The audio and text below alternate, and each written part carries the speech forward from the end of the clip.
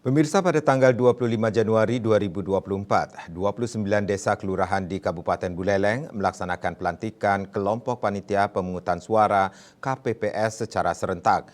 Pelantikan KPPS dilaksanakan secara bergilir sesuai dengan jadwal yang diberikan oleh KPU Buleleng.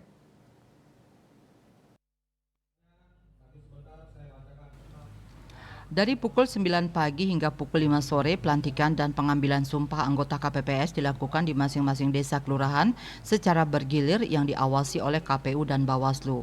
Anggota KPPS yang sudah dilantik nantinya memastikan semua proses pelaksanaan, khususnya di TPS, berjalan sesuai perundang-undangan.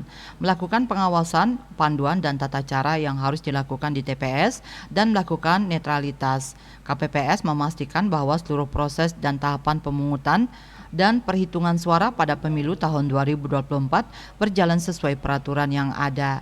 Kelurahan Banyu Asri, Kecamatan Buleleng, salah satunya yang melaksanakan pelantikan KPPS pada pukul 13 WITA bersamaan dengan Kelurahan Kampung Kajanan.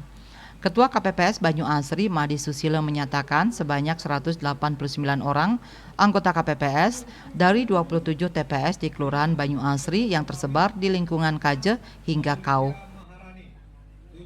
5 Januari tahun 2024, kami di Kelurahan Banyu Asri melaksanakan giat pelantikan anggota KPPS secara bersama-sama pada pukul 13.00 waktu Indonesia bagian Tengah. 2024 sudah siap ya untuk KPPS semua. Langsung kare kami di Kelurahan Banyu Asri siap mensukseskan hajatan pemilu legislatif dan pemilihan presiden tahun 2024 yang jatuh pada 14 Februari nanti. Yasri Yuli, Bali TV.